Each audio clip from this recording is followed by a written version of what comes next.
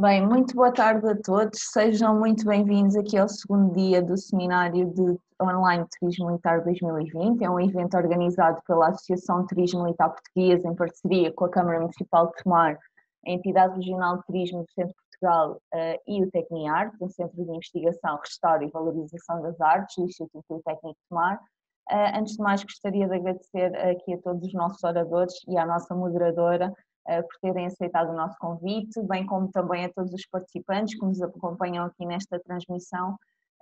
E antes de dar início aqui ao painel número 2, Turismo Militar e Inovação, Marcas e Produtos, aproveito para apresentar de forma muito breve aqui os nossos oradores, Dr. Marco Noivo, guia intérprete oficial, docente do Instituto Superior de Novas Profissões e da Universidade Lusófona, Dr. Paulo Monteiro, diretor executivo da Glory Box, e o Dr. Rafael Oliveira, autor do blog OliRaf. Este painel será moderado pela Dra. Manuela Silva, professora adjunta convidada do IPT e investigadora integrada do Tecniarte, a quem agradeço também desde já a sua disponibilidade e prontidão também a participar neste painel e que trará certamente aqui uma nova perspectiva a este debate, até porque já estão todos um bocadinho fartos de me ouvir, porque sou sempre a mesma, portanto, Doutora Manuela tem a palavra e uma boa conversa para todos.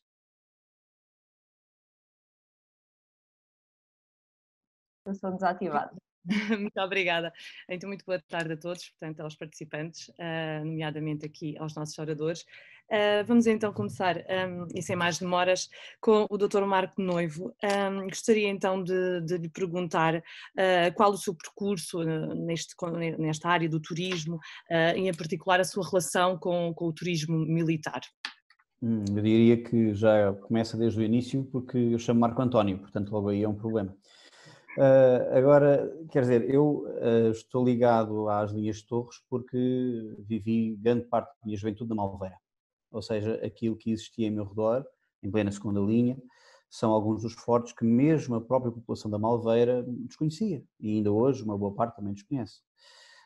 Depois, enfim, o turismo começou a ser a minha base de formação, fiz a licenciatura em turismo no INP, tornei-me guia intérprete oficial, isto já em 96, e desde então sou guia intérprete, mas naturalmente em 2015 iniciei as minhas funções como docente no INP, formando guias intérpretes e não guias turísticos são livres, guias intérpretes são os profissionais.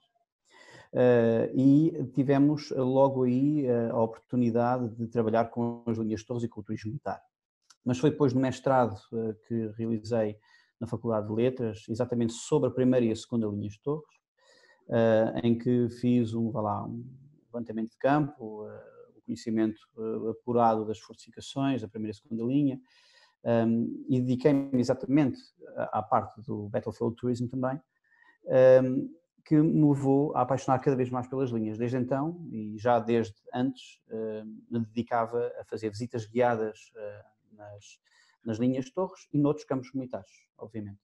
Agora que estou a fazer doutoramento em turismo em Sevilha, estou a fazer exatamente também, vocacionado para o Battlefield Tourism, mas não apenas em Portugal, mas em Portugal e em Espanha. Portanto, agora alarguei, saltei para o outro lado da fronteira e estou exatamente a trabalhar sobre o Battlefield Tourism, algo que gosto particularmente. Mas aquilo que eu mais gosto de fazer é estar nas linhas de Torres a guiar e nos campos de batalha, obviamente. Esta questão, este conceito de turismo militar, por vezes parece que ainda é um pouco estranho ou desconhecido por parte das pessoas e do público em geral. O que é que acha que se pode fazer para contrariar esta tendência ou para promover, aliás, este conceito, esta área do turismo? Eu diria que o turismo militar é essencial para nós compreendermos a nossa história. E nós tivemos ao longo das últimas décadas um afastamento claro daquilo que é a nossa história militar. O que significa que não se falava de história militar. Não se falava. Fortificações, fortes, redutos, passava ao lado. Apenas alguns interessados é que gostavam e exploravam essas temáticas, mas eu acho que se nós voltarmos a recuperar a visibilidade daquilo que é o nosso património, para as várias camadas, não é apenas para as escolas não, nós temos uma necessidade muito grande de mostrar aquilo que é o nosso património militar e aquilo que é o material e o imaterial, mas mostrar para todas as gerações. Dessa forma, eu penso que nós conseguiremos trazer mais gente a visitar o próprio país e a ganhar uma consciência muito mais alargada, não só da sua história, como da proteção patrimonial que tantas vezes nos preocupa. E esse poderia ser um dos caminhos.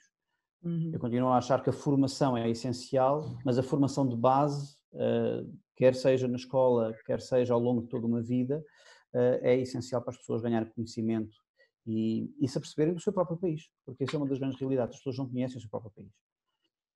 No fundo, trabalhar mais junto das escolas, junto dos jovens, no fundo, para promover estas idas, estas visitas de estudo, enfim, a estes locais de batalha, é isso? Claramente, mas ao mesmo tempo também ir buscar outras gerações, porque há uma quantidade de oportunidades que nós podemos trazer para as linhas de todos, por exemplo, algo tipo de trekking, caminhada, fazer BTT, tudo aquilo que traz gente às linhas de várias gerações, vai trazer o conhecimento da vivência e daquilo que é o recurso turístico que é excepcional que nós temos. Não é apenas as linhas, é tudo o que vem agregado a isso, é a gastronomia, é a paisagem cultural, ou apenas paisagem natural, tudo aquilo que está em volta de nós. Então também neste sentido a formação académica virada, digamos que para essa promoção do nosso património militar também seria ou será uma mais-valia. É obrigatório, porque nós só podemos proteger aquilo que conhecemos. E nós estamos a ter a necessidade cada vez mais, não é apenas de formar uma vez e a pessoa está formada, é de haver uma formação e depois uma contínua reformatação e estudo que venha a trazer até novos conhecimentos e a pessoa se sinta que está a evoluir, que está a ganhar competências e a ganhar capacidade. A formação dentro do turismo militar, eu diria que está ainda nos passos incipientes, porque nós temos claramente que desempenhar um papel de promotores e não apenas de promotores, mas de fundadores daquilo que é o turismo militar. Não está apenas na mão dos militares, tem que estar principalmente também na mão de todos os agentes culturais, todos os profissionais de turismo que têm que ser formados para poderem interpretar bem e para poderem, enfim, capacitar-se e também capacitar os outros. É importante essa transmissão de conhecimento. Também enquanto docente do ensino superior, esta área do turismo militar também interessa, ou cada vez tem mais alunos interessados e estudantes que se dediquem a este estudo. Sim, tentamos sempre mostrar-lhes a grande diversidade que o nosso país tem e olhar para aquilo que são as soluções, ou melhor, as estratégias de turismo do nosso país. E o turismo militar é, obviamente, uma das partes integrantes dessa estratégia da promoção turística. O Turismo Portugal apoia, a Comunidade Europeia apoia, portanto nós devemos rapidamente trazer aos alunos das faculdades, das universidades e não só, até mesmo CTSPs ou cursos técnico-profissionais, dar-lhes conhecimento da existência deste património e da oportunidade de negócio que daí advém. Muitas das vezes as pessoas pensam, mas para que é que serve um forte? Para que é que eu vou criar? Não, aquilo é um lugar excepcional para criar N iniciativas, não agora que ainda estamos no início, mas daqui a 3 anos já vais entender que conseguirás dali fazer uma atividade e fazer negócio. É importante que os alunos percebam essa capacidade até de fazer, eu diria mesmo, criar uma nova estratégia, que é os alunos pensarem que não podemos estar única e exclusivamente à espera de ter um emprego. Hoje em dia isso não existe, nós estar a saltar de situação para situação, de projeto para projeto, de ideia a ideia, e isso só vai acontecer se os alunos forem bem formados para terem essa capacidade e para saltarem para mais além. A formação é essencial em todos os níveis. E a propósito ainda dessas estratégias de comunicação dos equipamentos turísticos e culturais, estarão a acompanhar esta evolução tecnológica, no fundo, que as novas gerações não é, têm acesso? Eu acho que sim, aliás, e cada vez mais. Aliás, uma das coisas que no ênfase do meu doutoramento estou a trabalhar é exatamente e a analisar é a capacidade que nós podemos ter de aplicar as novas tecnologias, realidade aumentada, realidade virtual e não só naquilo que é a interpretação dos campos de batalha, e isso é algo que uma camada mais jovem lê e interpreta rapidamente. O gaming, hoje em dia, é particularmente importante para nós podermos trazer para a percepção das pessoas e o conhecimento aquilo que é aquele património. Portanto, eu acho que há novas gerações que estão perfeitamente moldadas para esse tipo de tecnologias, e não só essas gerações, outras gerações abraçam rapidamente estes espaços culturais, estes espaços de interpretação, e alguns deles são verdadeiramente notáveis. Por exemplo, aqui o Paulo Monteiro da Glorybox, eu acho que a Glorybox tem alguns dos lugares mais extraordinários em matéria de interpretação de espaço, Museu das Descobertas, por exemplo, e não só, porque nos permite ter uma interação com a cultura de uma forma verdadeiramente notável. Tecnologia, sim, mas eu diria que além da tecnologia nós devemos ter sempre a presença dos intérpretes, aqueles que vão responder às perguntas, aqueles que vão dar a sua nuance e até o seu conhecimento, para além daquilo que é apenas uma exposição visual. Eu acho que é essencial nós continuarmos a acreditar no fator humano e não apenas no fator digital. Portanto, o gaming, por exemplo, um facilitador, não é, para mostrar este património, mas nunca prescinde a componente humana, não é? Portanto, alguém Claramente, até porque as emoções e as vivências são transmitidas à viva voz, e isso vai agarrar literalmente as pessoas a essa narrativa. Um papel muito importante é a narrativa. A narrativa de um espaço cultural deve ser apoiada pelo mundo digital, Agora, aquilo que é a interpretação, o contar daquilo que foi a verdadeira história, eu penso que é importante para as pessoas que sabem que querem transmitir esse conhecimento, haver um papel, quer no terreno, quer nesses espaços culturais, claramente.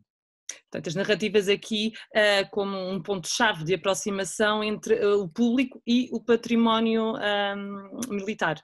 Claramente, é isso? Claramente.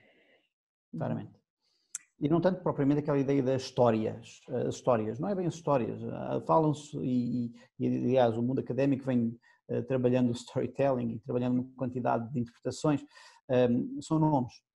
Agora o que é facto é que quando nós estamos perante um grupo de 2, 3 apaixonados por história militar que vêm ao nosso país e que estão finalmente ao fim de terem já visitado uma quantidade de campos de batalha no estrangeiro e finalmente têm os pés ali em plena linha de Torres ou em pleno Bussaco e olham aquele campo militar que eles já sabem, já leram e já conheceram de muitos livros, mas finalmente estão ali, aí o que é importante é ter um bom intérprete ao seu lado para lhes mostrar como aquela paisagem e aquele conhecimento todo vem ao de cima.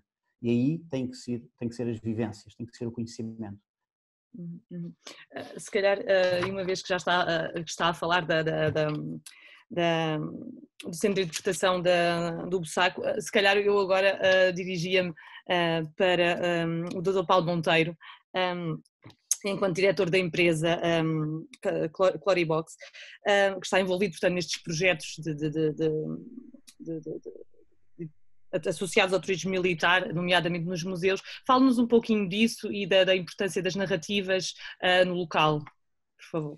Muito boa tarde, obrigado pelo convite, é um prazer estar aqui e eu estava a ouvir e estava sobretudo a concordar porque eu acho que a questão das narrativas passa muito também pela questão das pessoas e nós que usamos a tecnologia diariamente nos nossos projetos, eu acho que cada vez mais há uma necessidade de não acharmos que há uma solução, uma panaceia para os problemas de interpretação, mas há um conjunto de instrumentos de interpretação e são tão importantes como os objetos, como a tecnologia, como as peças, como a paisagem, como quem conta essa narrativa, o intérprete do património, quem faz a mediação e inclusivamente também depois todos os conjuntos de ações que vão sendo estipuladas no âmbito de um projeto. Mas eu olhando para a questão militar, para mim é muito difícil, porque ela é tão abrangente. Nós temos projetos que aparentemente não têm nada de militar e quando começamos a fazer o trabalho de investigação e de conteúdos surgem situações completamente fantásticas e histórias fantásticas. Nós fizemos 2 centros nas linhas de Torres e conhecemos bem a região, mas eu acho que essas é das zonas do país onde se conhece melhor o nosso património militar, mas já nos deparamos com projetos que aparentemente não tinham nada como uma fábrica de conservas, a musealização de uma fábrica de conservas, e quando começámos a ver, tinha tudo a ver, e tinha tudo a ver com a Segunda Guerra Mundial, e rapidamente descobrimos uma interação bastante grande na própria criação da fábrica e dos processos que levaram à criação dessa fábrica. Descobrimos episódios da Segunda Guerra Mundial que aconteceram na costa portuguesa junto a essa povoação e que foram vistos de terra e relatados nos jornais locais. Há uma abrangência imensa, não é? Eu dou como exemplo que o projeto que nós fizemos foi o Museu Municipal de Algeciras, e quando estávamos a fazer o Museu Municipal de Algeciras começámos a saber a história de Algeciras e o cerco de Algeciras, e quem melhor do que ninguém, quem relata o cerco de Algeciras é um português que está envolvido nesses combates, não é? E depois também relata que há outros portugueses que fazem o cerco, porque o cerco foi feito por terra e foi feito por mar, e o cerco por mar tinha também portugueses envolvidos. Há várias dimensões, há uma dimensão de investigação que é necessária de ser feita, uma boa investigação, um trabalho intensivo, que é um trabalho que passa por arquivos, passa sobretudo para nos permitir criar a narrativa ou as narrativas, não é? E que também nos permitem depois dar outras histórias, mas isso é outra brincadeira que acontece. Esse trabalho é fundamental, é preciso termos um trabalho bastante credível, termos pessoas que saibam da história e há, obviamente, também depois toda a parte, quanto mais recente, e nós também temos de ter uma parte muito mais técnica e mais em termos de equipamentos, e isso aí é algo mais complexo, porque muitas vezes temos que explicar que tipo de equipamentos e como é que eles servem, e aí há várias estratégias, onde a tecnologia também entra, não é? E acaba por ser fundamental. Mas eu hoje no nosso projeto acho que a tecnologia não é tudo, acho que a tecnologia é uma parte muito importante, mas o mais importante de tudo dos nossos projetos são as pessoas.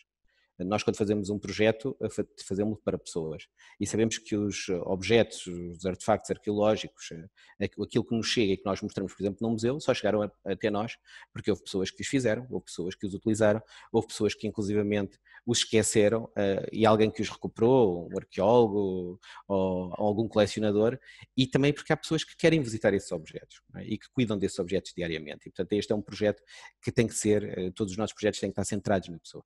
É o mais importante. Se fosse pelos objetos e centrados nos objetos, nós víamos o que é que tínhamos. Podíamos ter uma sala completamente vazia com um objeto lá dentro e isso não nos faz nada. E é isso que é importante, não é? É a relação entre as pessoas, o envolvimento do território. Eu acho isso muito importante e há bocado ouvia o Marco a falar e a dizer que era necessário conhecer a história de Portugal. Eu diria mais, até às vezes, é necessário conhecer a história de cada terra.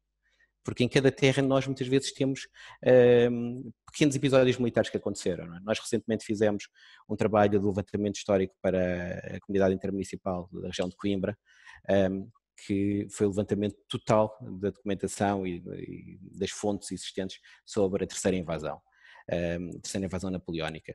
E tínhamos mais de 5.000 documentos, não é? Desde o episódio pequeno numa aldeia até à Batalha do Saco. Portanto, este é o trabalho todo. Claro que aquilo é um trabalho vastíssimo de investigação, que depois, como é que aquilo vai ser usado? Já foi usado agora, recentemente saiu o mapa da National Geographic, que a National fez, teve por base isso, não é? Portanto, eles receberam essa informação e depois compilaram, é uma escolha, com base naquela documentação nós podemos ter vários caminhos e várias opções a tomar e essa foi uma opção quem fez o mapa. Não é?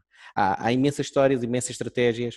Eu acho que o melhor disto tudo é que Portugal é um país muito, muito rico em termos de episódios militares.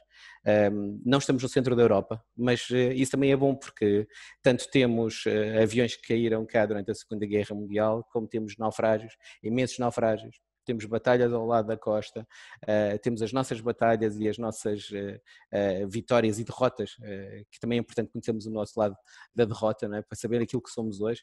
E, portanto, há uma construção de um país com quase 900 anos que, quer se quer não, passou por muita força militar e por muitos atos militares, alguns heroicos, outros menos heroicos, mas que é isso que nos faz enquanto portugueses.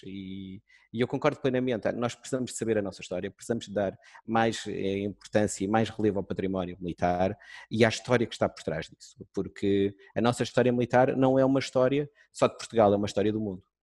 Portanto, claramente há uma aposta muito grande atualmente em projetos e produtos na área do turismo militar. A minha questão é, acha que este segmento do turismo pode ser um fator diferenciador na promoção do território? Ele já o é. Como? Ele já o é porque quando nós vamos visitar alguns destes sítios, de alguns museus, encontramos pessoas que vêm de países que a gente quase que não conhece, nunca ouvimos falar, e vêm de propósito para ver isso. Já nos aconteceu, por exemplo, no Museu dos Descobrimentos em Belmonte, termos encontrado pessoas que tinham vindo do Nepal, da Colômbia, sobretudo por causa desse projeto. Já não falo dos brasileiros, que obviamente são uma fonte contínua de turismo em Belmonte, não só por ser a terra de Pedro Álvares Cabral, mas também pelos descobrimentos e depois por toda a história que envolve Belmonte e as suas relações com o Brasil. Mas, para além disso, nós temos também os espanhóis ao nosso lado, que todos os dias cruzam a fronteira e que procuram sítios no nosso interior e que estão intimamente ligados. Eu acho que há em Portugal, em termos de trabalho conjunto da fronteira, podíamos trabalhar melhor e podíamos fazer isso de uma forma muitíssimo melhor. Estabelecer itinerários. Rapidamente nós vemos que grande parte dos homens de referência, agora eu vou usar uma expressão um bocadinho provocatória, tanto sejam eles navegadores como sejam eles conquistadores, se calhar em termos de sua zona de nascimento, até ficam muito perto uns dos outros. Não é? A fronteira não é assim tão longe. E nós temos navegadores deste lado em zonas de interior, enquanto do outro lado eles também têm esses homens de relevo, homens que mudaram o mundo. Para bem e para melhor, para bem ou para o mal, eles são agentes transformadores e foram agentes transformadores da história. Essa estratégia de trabalharmos também o produto em forma integrada, eu acho que é cada vez mais importante, e sobretudo porque nós não temos mais nenhum vizinho. Eu acho que às vezes há uma questão também ligada também com a parte da história militar, alguma hispanofobia em Portugal, e eu acho que isso só nos traz... só nos leva a perder muito da nossa história. Não é? Eu conto um episódio. Nós fizemos um projeto muito pequenino, que é uma torre, a Torre da Lapela em Monção. Era um castelo que durante a Guerra da Restauração foi conquistado e teve um episódio de batalha pelas tropas portuguesas ao serviço de Castelo. Porque houve portugueses que apoiaram Castela, e isso é importante também a gente saber, não é a questão só de que são os Filipes os maus e os outros, não, houve tropas portuguesas e houve grupos portugueses que apoiaram as ambições espanholas e portanto invadiram a Torre da Lapela e tomaram Monção, e os portugueses em fuga passaram para o outro lado e tomaram Salvaterra do Minho. Portanto, durante alguns anos, os espanhóis tinham 2 praças em Portugal e nós tínhamos uma praça em Espanha. Isto é uma história que muito pouca gente conhece, mas é uma história super interessante de como é que a parte militar moldou a nossa fronteira. Não é? Nós passamos a linha de fronteira, eu diria aqui na Beira, e na nossa Beira Alta nós chegamos na zona da Almeida e daquela zona toda até Freixo de Espada à Cinta, nós encontramos aldeias espanholas que têm castelos e que têm as armas do rei Dom Dinis, não é? E temos também outros fortes militares. Eu estou-me a lembrar do Real Forte de La Conceição, que esteve durante séculos abandonado e que hoje é uma unidade de turismo extremamente interessante. Não é? Aliás, a suíte tem uma varanda que foi a varanda onde colocaram as cargas quando as tropas abandonaram e inutilizaram o forte. Portanto, todo aquilo é um espetáculo cénico. Não é só a questão dos museus, é a questão também dos roteiros, do turismo, da parte hoteleira, que é muito importante e que pode ser, existem vários sítios em Portugal que podem ser aproveitados, Portugal e Espanha, mas é também esta parte nós estamos todos interligados. E nós estamos completamente interligados. Eu volto só ao caso da Lapela, há um relato da época que refere, que nós estávamos a fazer uma ilustração e tivemos que ver esses relatos, que refere que existiam canhoeiras no rio.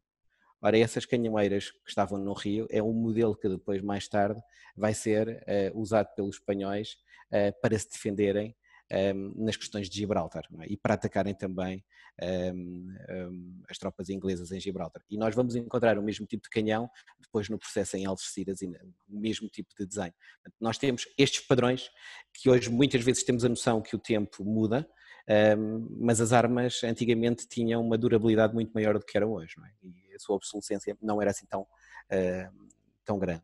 Portanto, há aqui um conjunto de trabalhos e de tarefas que eu acho que é importante ser feito por muitos especialistas, pelos agentes locais. É importante ter consciência que o turismo militar traz pessoas, e viu-se neste ano de pandemia como se calhar algumas zonas deste país, que são as chamadas zonas periféricas em termos de turismo, tiveram números que foram recorde. E o que as pessoas procuravam, eu visitei recentemente um castelo e esse castelo estava cheio de pessoas, não é? Às vezes até a passar um bocadinho dos limites que agora as questões de distanciamento social obrigam. Mas isto é o interior completo. Agora também há um conjunto imenso de património que se encontra perfeitamente abandonado ou sem acompanhamento técnico que permita a sua interpretação. Então, acha que há, de certa forma, um subaproveitamento dos nossos recursos patrimoniais neste sentido?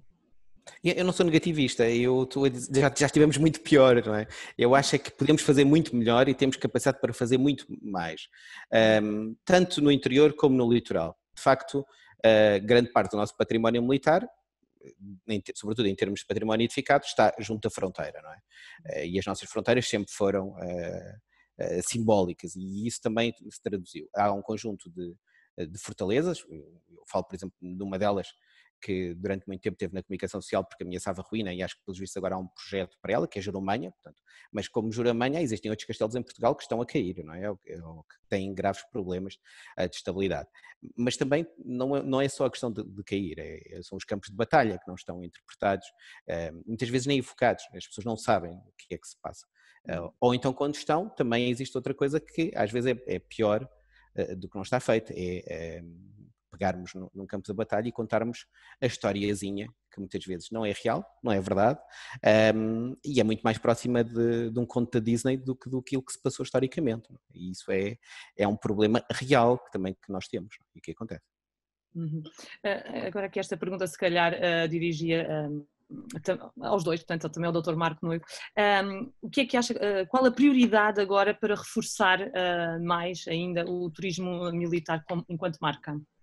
Não sei quem é que quer começar.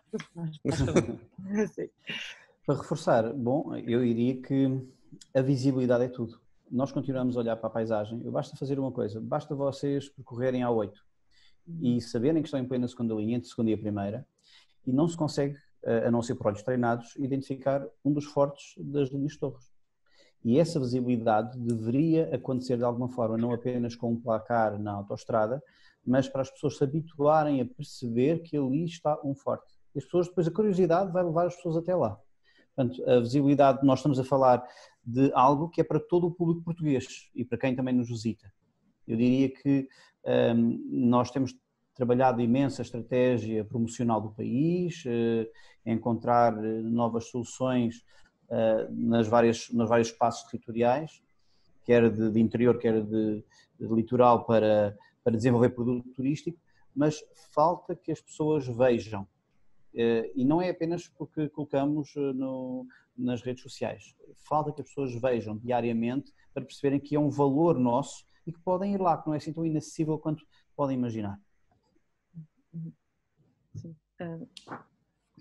Eu acho que a visibilidade é fundamental, sem dúvida alguma, a visibilidade e a interpretação. E, sobretudo, eu também acho que há uma coisa que é muito importante, é nós termos consciência de que um trabalho sério é um trabalho que tem, obviamente, os seus timings. E esses timings, muitas vezes, não são compatíveis com esta urgência turística que existe. Não é? E nós temos visto coisas no nosso país, antes da pandemia, que põem mais em causa a questão do turismo do que propriamente a nossa posição, o nosso posicionamento de Portugal lá fora. Não é? Eu acho que o turismo de massas não é um turismo militar, ou melhor, o turismo militar não é um turismo de massas, nem é um turismo de praia, é obviamente um turismo de pessoas que sabem o que querem e que procuram um produto específico. E se calhar mais próximo até do turismo de natureza, do que com outros tipos, ou turismo cultural. E, portanto, quando nós temos um cliente que nos visita com um determinado nível, com um determinado conhecimento, e ele não quer historinhas de dizer que ali dormiu uma cena se nós não tivermos provas concretas. Ele sabe, se calhar, que uma cena nunca passou por ali, não é? E em relação, por exemplo, à questão das linhas de torres e à história de uma cena, eu estou a falar isto da terceira invasão, eu acho que uma cena não fez mais nada do que dormir em alguns sítios, não é? Porque em vários sítios a gente encontra isto, tipo duas terras que estão um ao lado do outro, e ele dormiu em todo o lado. Ou esteve em todo lado e as tropas deles estiveram em todo lado. Eu acho que esta questão é fundamental, termos comunicação, mas também temos comunicação credível. E esta credibilidade, não só na produção dos conteúdos, na produção do produto turístico em si, mas também depois na credibilidade da comunicação. E aí acontece uma situação que eu acho que é fundamental, é preparar também os nossos jornalistas para o tipo de público e de forma de notícia. Porque eu já vi notícias sobre o turismo militar e sobretudo sobre as invasões francesas, que são acompanhadas de fotografias de tropas francesas que foram retiradas de um site qualquer atual, e portanto que os equipamentos não têm absolutamente nada, ainda por cima estavam com equipamentos mais próprios do Senegal ou de alguma área africana do que propriamente cá. Portanto, e alguém estava a fazer, fez fotos, e estas questões marcam, não é? E acabam também por trazer alguma complicação às pessoas que nos visitam. E, sobretudo, também criar alguma ideia a quem consome notícias, algumas ideias erradas, não é? Porque acaba por ver as coisas e acaba por ter alguma falta de credibilidade. E esse é o grande problema. Eu acho que é necessário ter conteúdos com qualidade, credíveis, feitos por pessoas que são especialistas, mas que depois também tenham aqui um nível de uma certa facilidade de comunicação, não é? Porque também sabemos que muitas vezes os grandes especialistas escrevem grandes livros, mas escrevem-nos para outros especialistas, não é? Este é um problema que às vezes acaba por acontecer, sobretudo no meio universitário e no nosso meio. E eu, quando digo que eu sou licenciado em História e fiz outras formações, e eu tenho consciência, por exemplo, que a minha tese de mestrado foi escrita para as pessoas que estavam naquela altura a trabalhar ou trabalhavam sobre o património municipal e, portanto, sobre a identidade. E é isso que acontece. Um arquivista faz um trabalho para um arquivista, um arquiteto faz um trabalho para um arquiteto, um arqueólogo para um arqueólogo, obviamente um professor universitário faz muitas vezes também para os professores universitários. Esse é um problema que nós temos, que é a forma como os conteúdos têm que ser feitos em diversos patamares. Eu dou o caso do Poros, de um museu em Condeixa, que nós fizemos, no qual aliamos tecnologia com um conjunto uma coleção de objetos arqueológicos existentes da região, fortemente baseado também em Conímbriga, em objetos das coleções de Conímbriga, e todos os conteúdos foram feitos por especialistas. E especialistas de professores universitários, aí foram selecionados de acordo com as suas competências por áreas e sobretudo também pelo seu know-how. Os conteúdos que eles fizeram são conteúdos que estão num catálogo de uma forma direta, portanto estamos a falar de conteúdos que foram produzidos para catálogo com uma capacidade científica bastante notável e com grande rigor, enquanto depois os textos que nós temos foram também produzidos por eles, mas depois passaram por um trabalho de linguagem, de uniformização e também de criação de algumas plataformas mais acessíveis também para outros públicos. Portanto, este é um trabalho que tem que ser feito, não só dentro de um texto do museu, mas como, por exemplo, numa placa de sinalização ou num leitor de paisagem que são colocados em alguns campos de batalha ou em alguns museus. E esse eu acho que é um trabalho que nós temos que fazer diariamente com rigor e sobretudo com credibilidade. No fundo, sensibilizar também, lá está, os meios de comunicação social para, no fundo, falarem para o público, não é? Portanto, como disse bem, não é só para especialistas, mas para o comum, não é? Portanto, o público em geral, conseguir chegar a esse público.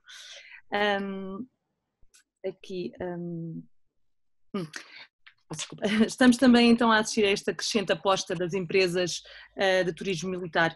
Acredita que este é o caminho para potenciar novos produtos nos próximos anos? Dr. Paulo.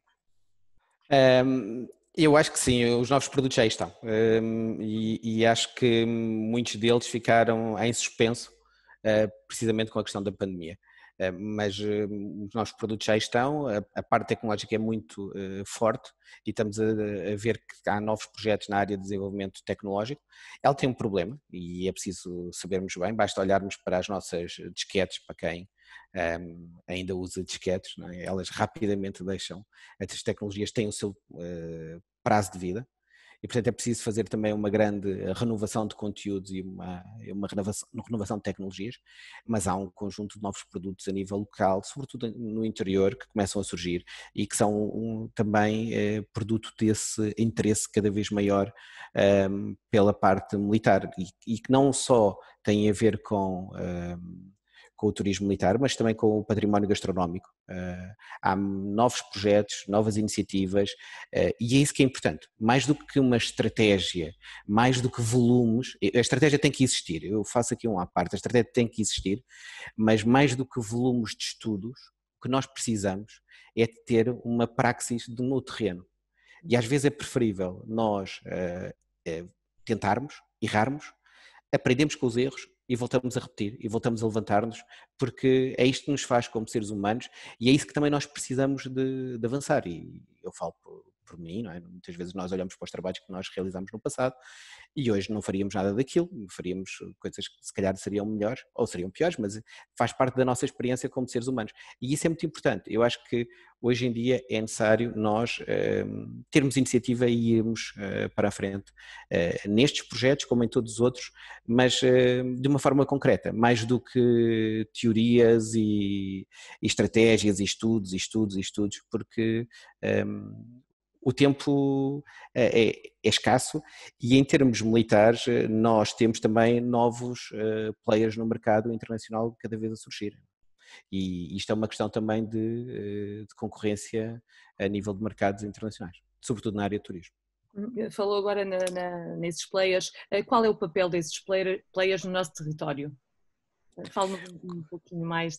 O que nós temos que fazer é uma estratégia, eu acho que em termos integrados, não só, e eu acho que há no caso do património militar, nos patrimónios militares, obviamente nós temos aqui um player fundamental.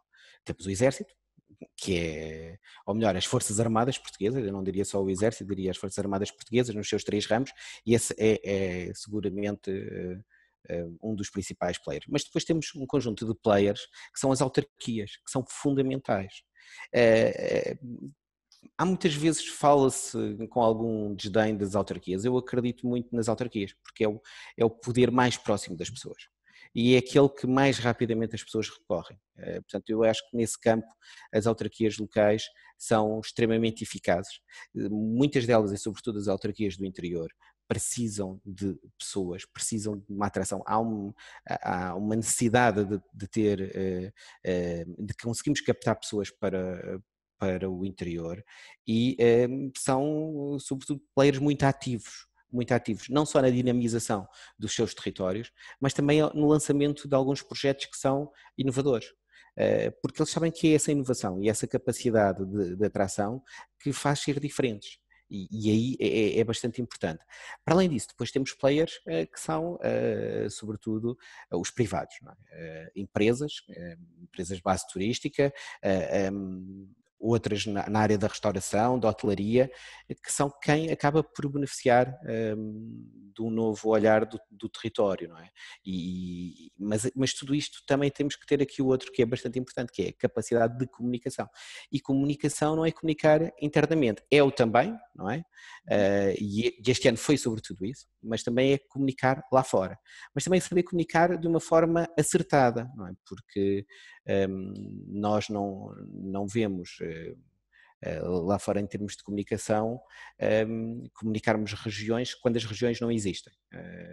E vemos que, sobretudo, nem toda a gente vai à Toscânia por causa da Toscânia, não vão ao centro de Itália, não é? Portanto, eu acho que essa questão de comunicação tem que passar mais pela identidade local do que propriamente por marcas que se possam criar. ou melhor, as marcas podem ser criadas, mas devem ser criadas com essa identidade.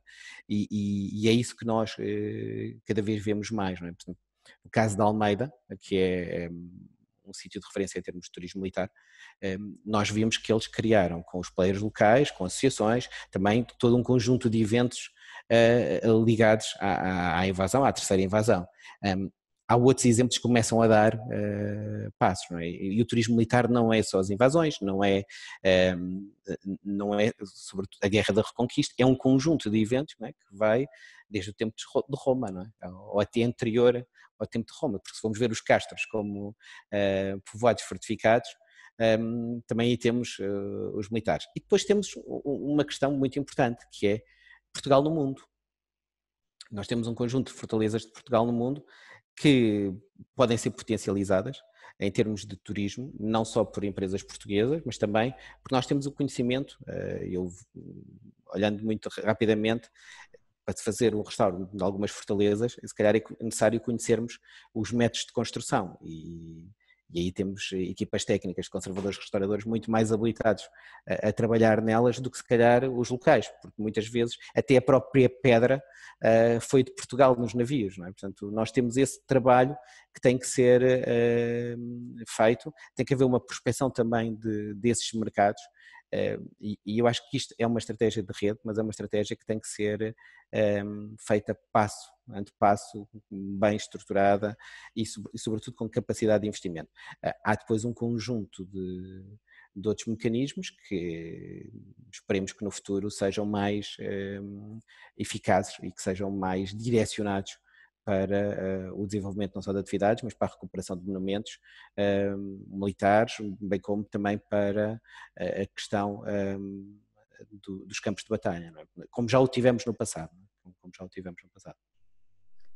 Falava há pouco aqui da importância das autarquias como ligação, como meio de ligação com as comunidades locais. As comunidades locais acabam também por ser um público-alvo, não é? Do turismo. O que é necessário para promover a maior ligação com as comunidades locais? É sobretudo envolver as crianças. Eu acho que aí nós temos logo que começar por base, não é? E o papel da educação é bastante importante, não só em termos de escola, não é? Mas a escola é esse meio, é onde a gente consegue captar as crianças.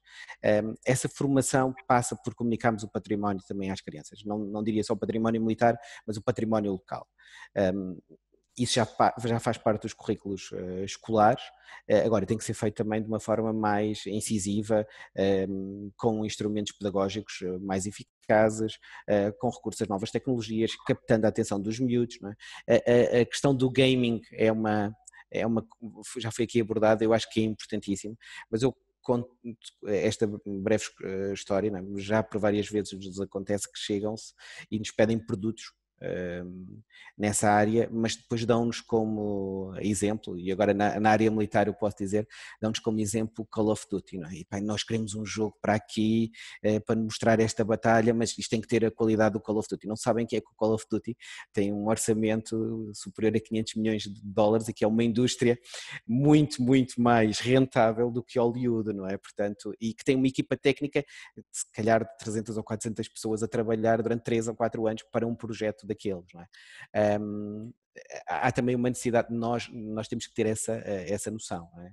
Há projetos que estão dimensionados financeiramente a valores que são perfeitamente baixos ou irrisórios, portanto, nós temos que também ver, porque nem todas as câmaras, nem todas as instituições têm a mesma capacidade financeira, e isso é fundamental, é nós tentarmos articular as coisas. Agora, claro, em trabalhar com crianças é às vezes mais fácil e não precisamos também destas estratégias tão tecnológicas, não é? Às vezes contar uma história, envolvê-las, sair com elas, ir mostrando os monumentos. Nós vivemos num país em que há alguns castelos, ou se calhar alguns, não são só alguns, há muitos castelos que estão fechados em Portugal e que nem as próprias pessoas da terra podem visitá-los. E isso é algo que é complicado mostrar à criança. Elas passam ali várias vezes. Eu lembro-me quando nós fizemos o vídeo das linhas de Torres, o vídeo começa mesmo com essa narrativa. Alguém que está na autoestrada a ir para casa no final do dia de trabalho, com aquelas filas ali na zona de Loures, bastante complicadas, e lá em cima estão os fortes. Não é? As pessoas não têm a noção do lugar. Outro caso é o caso da Batalha de Alfarrobeira. Né? A maior parte das pessoas sabe que foi em Via Longa, aonde? Ao pé do campo onde hoje está a Brisa e onde estão as portagens de Lisboa. Quer dizer, a questão também de contarmos a história é muito importante, mas é importante para as crianças, e depois as crianças são o primeiro veículo de transmissão, e há muitas metodologias para podermos envolver os próprios pais, com jogos, com atividades pedagógicas, com a descoberta do seu património, e sobretudo quem não conhece não cuida dele, não é? Portanto, isso é muito importante logo em primeiro lugar. Depois há um conjunto de atividades que podem ser feitas não só por todas as faixas etárias. Eu acho muito importante a questão de trabalharmos também os idosos, porque é um património oral incrível e que são memórias que vão passando de gerações em gerações. Algumas dessas memórias nós sabemos que quem conta um conto acrescenta um ponto, mas muitas delas dão-nos outra visão completamente diferente da história.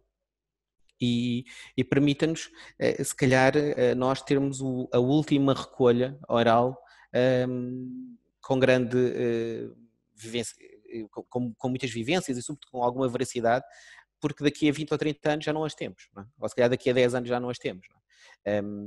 E em termos de história militar, lembro-me daquele fantástico documentário que foi feito na década de 70 pela BBC, World in War, não é? Acho que é assim que se chama, sobre a Segunda Guerra Mundial, que tinha relatos e entrevistas na primeira pessoa, de pessoas que vivenciaram e que estiveram em lugares de destaque ou na linha da frente. E nós isso não temos, não é? E eu chamo a atenção porque Portugal foi, se calhar, dos últimos países, tirando o caso das Balcãs, a ter uma guerra e ter milhares de homens envolvidos em 3 frentes de guerra, e nós estamos perante uma geração já com alguma idade e que tem relatos daquilo que vivenciaram. E eu sei que isto é politicamente incorreto, às vezes até dizer isto, mas foram homens que, independentemente do regime, independentemente de tudo, foram homens que combateram porque acreditam no seu país, não é? Como todos os militares o fizeram, e acreditam nos seus ideais. E eu acho que é muito importante nós olharmos para esse património de uma forma muito sincera, recolhendo também as suas opiniões, recolhendo as histórias, porque a história também se faz sobretudo com pessoas. Não se faz só com fontes, mas também se faz com pessoas. E eu acho que isso é muito importante, porque nos alertam para vários pontos de vista, e porque a história não é só uma, não é? Temos várias opiniões, várias posições, e é importante também termos a história destes homens, ou as várias histórias destes homens. E acho que isso é muito importante no turismo militar, porque muitos destes homens que foram para a guerra no ultramar foram treinados e preparados em Portugal, não é? E isso é notório pelas histórias que nós vivenciamos diariamente no contacto com a população, com os nossos pais, não é? Portanto, que foram eles que sofreram e que saíram de Portugal para lutar muitas vezes por um ideal, por terras, enfim, isso como se quiser interpretar, mas essa não é a nossa função aqui. A nossa função é que, de facto, existiu um conflito, e esse conflito tem memórias que nos marcou e que nos continua a marcar ainda hoje. Muito bem, vamos agora, o tempo passa a voar. Vou então passar a palavra ao Dr. Rafael Oliveira, que tem tido, enfim, um papel bastante importante na divulgação do nosso património, que faz no seu blog. Fale-nos um pouco do seu blog. Boa tarde. Antes de mais, eu queria agradecer o convite, o simpático convite da Turismo Militar, da Associação, e cumprimentar a doutora Manuela Silva e os demais oradores e a plateia lá em casa, a plateia online. Era positivo estar todos reunidos numa sala, presencialmente, em Tomar. Era um local que eu gostava muito de visitar. Falando do meu blog, a ideia do meu blog surgiu nas aulas de História. Eu sou licenciado em História na Universidade Nova de Lisboa. E surgiu nas aulas do professor Miguel Martins, em 2011, que é um grande historiador e um grande amante da história militar. Ele tem muitos livros publicados sobre a temática do turismo militar e foi nesse incentivo que parti para o blog e fazer quase como o Duarte de Armas fazia, que era um debochador, com a sua pena, eu uso, ele desenhava, eu fotografo. Basicamente o projeto, o blog, surgiu como um inventário fotográfico, inicialmente, dos castelos em Portugal. Depois evoluiu, comecei a escrever isto tudo como autodidata, comecei a escrever artigos sobre ruínas, o património das linhas de torres. Depois evoluiu, comecei a candidatar-me a prémios, concorri para a BTL em 2006 e 2017. Fui nomeado na área dos melhores blogs de fotografia de viagem. Mais tarde, em 2019, foi na vertente dos prémios Via Verde, na Discovery Awards, no Festival Folio de Óbidos, e o prémio fiquei como nomeado um dos melhores blogs na área da escrita de viagens. Pois aí foi surgindo convites, participo muito em Family Trips e se empolga muito a área da parte de história militar, que o turismo militar é a prata da casa, como queria dizer. E temos, isso é a base do blog. Depois, à medida que vamos lendo fontes documentais, que eu sou da área de arquivos, principalmente de arquivos fotográficos, está tudo ligado com a fotografia e a história, é um bom casamento. A pessoa vai interessando por temas, por exemplo, este verão fiquei confinado em Lisboa, mas as minhas férias foram passadas na região oeste, especialmente no concelho de Torres Vedras. Optei já conhecia a rota histórica, mas há sempre aqueles fortes que gostávamos de ir, principalmente o Forte da Carvalha e o Forte de Olheiros, que é em Torres Vedras, que gostávamos de conhecer. E foi assim. O nosso casamento é mais contar a história do local, tendo como base um certo emoção, não contamos só os factos, porque isso também leva a contar os factos, a pessoa vê em qualquer blog ou vai ao site da DGPC, por exemplo, uma das fontes que eu utilizo, ou outros sítios. Eu uso muitas monografias, eu, por exemplo, agora estou a ler a Europa Napoleónica e Portugal, de José Miguel Sardica, e o senhor, não sei, Paulo Monteiro, correto? Não sei se estou em erro, referiu o Forte de la Concepción. O ano passado estivemos lá e dormimos, não foi na suíte onde teve Macena e o seu quartel-general, enquanto aguardava o rescaldo do cerco de Almeida, em que o Marechal Ney andava à luta, uma cena que gostava de observar. Basicamente vai no seguimento um pouco do que o Paulo Monteiro disse, que uma cena passou a maior parte do tempo e as suas tropas à procura de comida, e há histórias espetaculares sobre, como por exemplo na região das Linhas de Torres, os camponeses escondiam no terreno o trigo. Era outra forma de não pagar o dízimo à igreja, mas também para proteger as colheitas face à política de terra queimada do Duque de Wellington, Sir Arthur Wellesley, e também para fugir aos franceses. Os franceses, que eram espertos, regavam à volta da casa e descobriam o trigo. Outro fenómeno peculiar das Linhas de Torres. Eu estive há pouco tempo na Quinta da Boa Esperança, que é no concelho da Zibreira. É outra forma de promovermos não só o produto, o produto turístico, a rota, mas também a envolvência, ou seja, o turismo de experiências. Tivemos a fazer enoturismo na Quinta da Boa Esperança, na Zibreira, uma pequena quinta de 16 hectares, 11 em produção de vinha, e tivemos a experimentar os paladares e os sabores do vinho característico da região de Lisboa. Depois fomos para a vertente da gastronomia, fomos ao Napoleão Taberna, que também é uma das valências da rota das Linhas Torres. Estamos a falar desta rota porque temos a parte afetiva, porque 3/4 da minha família é da região de Torres Vedras, e tivemos a promover um pouco das valências do território. E no caso dos blogs, os blogs são basicamente os viajantes do século XVII.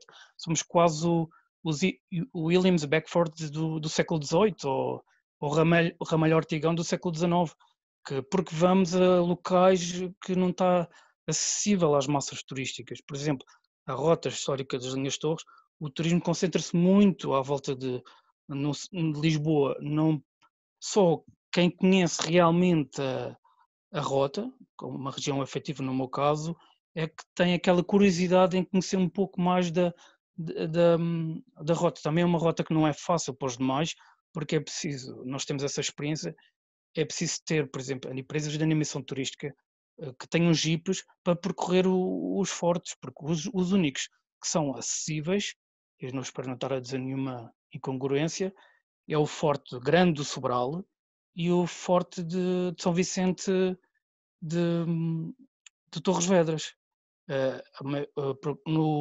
O primeiro, o Forte Grande do Sobral, agora o ano passado houve um grande incêndio, a pessoa pode ter uma percepção como seria a paisagem há 200 anos atrás, porque o coberto vegetal à volta ardeu, que era eucalipto. Há coisas más, mas há outras coisas positivas que devemos salientar. Também temos muito focado no nosso blog a parte do turismo de ruínas. Por exemplo, temos focado na parte do turismo militar o Regimento de Artilharia de Costa, que era um antigo regimento na segunda metade do século XX, que protegia os estuários do Tejo e de Setúbal de ameaças externas vindas do oceano. E ainda hoje há peças de artilharia e que estávamos peças bocas de fogo, como dizes, que é um conjunto de baterias que está disponível e a maior parte das pessoas conhece, só que em muitos casos a maioria dos casos está em ruínas, à exceção da bateria da Fonte da Telha e da Raposa e do Laje em Oeiras, que está acessível. De resto, temos também a parte da vertente das recriações históricas. Nós, no ano passado, entramos este ano no grupo de recriação da Guerrilha de Montagraço, que é de Sobral o grupo civil do Concelho de Sobral, aqui da região oeste, e o ano passado tivemos a oportunidade de ir como fotógrafos e bloggers à recriação histórica do turismo, recriação histórica do Cerco de Almeida, que é a principal recriação histórica de Portugal, e é uma coisa inexplicável, só sentindo o calor e o calor da batalha. Não houve uma grande batalha no caso, mas é quase um serviço educativo para quem gosta de história, e dou aqui meus parabéns ao grupo de recriação histórica do município de Almeida e ao município, e agora estão a promover uma rota equestre e terrestre, que é o Napotec, que para mim parece-me uma boa aposta essa valência. E também queria agradecer a esse grupo por ter feito um forte incremento na dinamização das recriações oitocentistas em Portugal, especialmente aqui na região oeste. Já temos grupos a surgir, espero que surjam mais. Temos a Guerrilha, o grupo do Vimeiro, e se não estou em erro, e também tem o outro grupo mas é ligado ao Bank, que é uma antiga bateria da Marinha. Não sei se estou a dizer, está tudo. Eu tenho aqui três questõezinhas que gostava de colocar. Portanto, uma delas portanto, referiu aqui que portanto, visitava locais portanto, desconhecidos da maioria do público em geral e, no fundo, a importância destas comunidades locais. Na sua experiência, o que é que se pode fazer, ou o que é que as comunidades locais ou enfim, o país pode fazer para promover estes locais turísticos.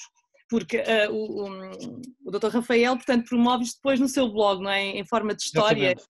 e que já lá vamos, que é aí que eu também queria chegar. Mas o que é que se poderá fazer então para promover, no fundo, estes sítios que muita gente não conhece? Sim, sim, é verdade. A maioria das pessoas não conhece. Por exemplo, eu acompanhei na SIC há um programa que é Portugal à Vista. E há vistas de drone fantásticas das nossas fortificações. Por exemplo, de Jurumanha, o Forte da Graça, para mim, é uma das fortificações abalroadas do mundo a nível. E a pessoa não tem, por exemplo, eu já visitei o Museu Militar de Elvas, que tem uma coleção de veículos motorizados, e é outra associação que promove, de autodidatas, que recupera veículos históricos militares, o meu bem-aja. Desse ponto de vista da fortificação da Cidadela de Elvas, nós não temos a dimensão exata do que é o Forte da Graça. Só chegando ao território ou à envolvência do espaço fortificado é que temos essa dimensão. E nesse aspecto, por exemplo, ele teve abandonado muitos anos. E se não fosse a Câmara Local, em sinergia com outras empresas de animação turística ou empresas como a do Sr. Paulo Monteiro, o Governo de Portugal depois é que têm de ser chamados a recuperar o nosso património.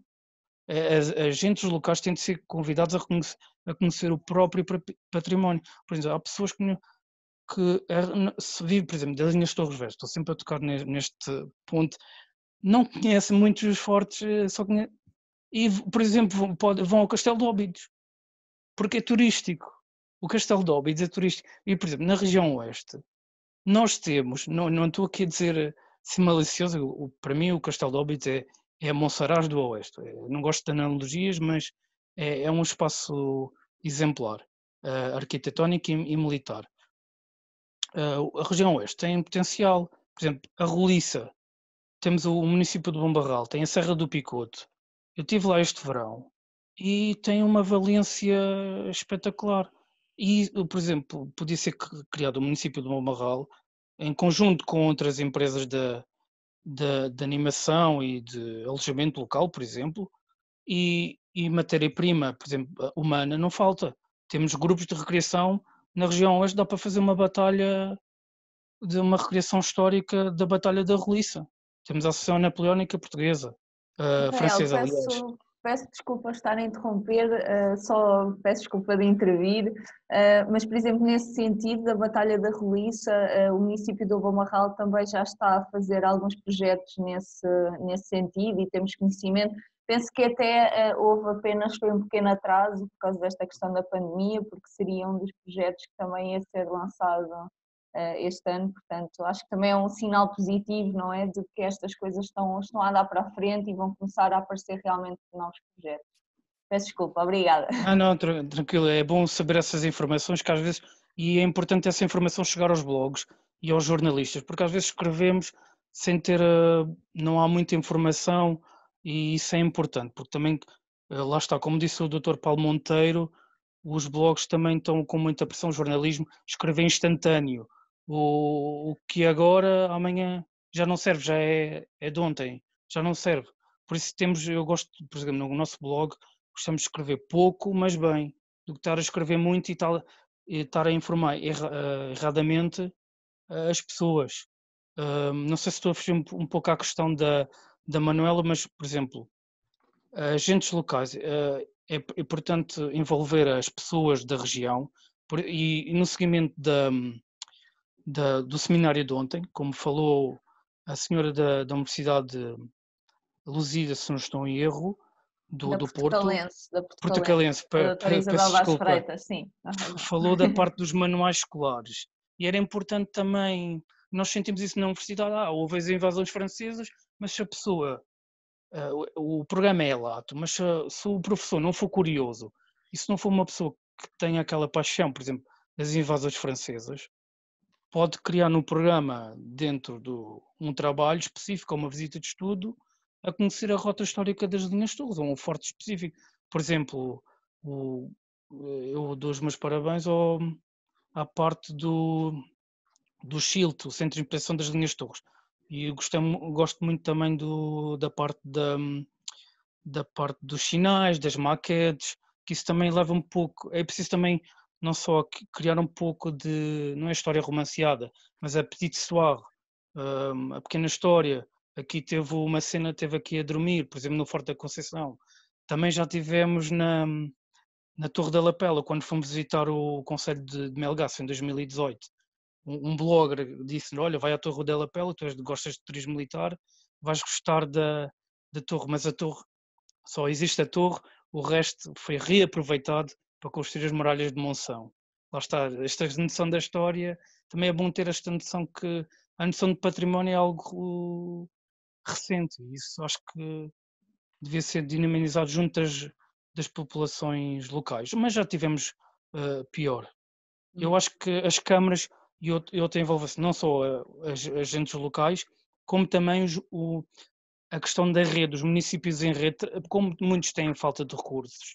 Por exemplo, o de Sobral aposta muito no turismo militar e é uma boa presença. A rota histórica das Linhas Torres é um bom exemplo dessa sinergia entre os municípios da região oeste.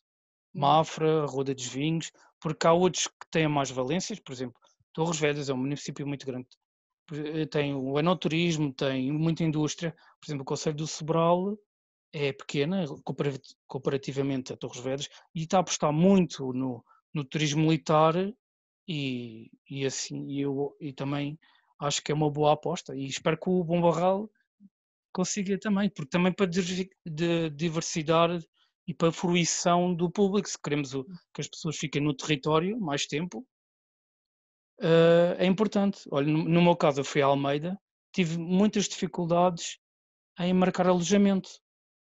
Tive de ir para o Concelho de Pinhel, fiquei numa aldeia denominada Juízo e foi a minha base de ponto de apoio para ficar assistir à recriação histórica de Almeida. Isso é criar mais sinergias, porque vêm muitos recriadores de outros países e depois, mesmo tentando, por exemplo, em Abril, estava a tentar marcar alojamento e não consegui.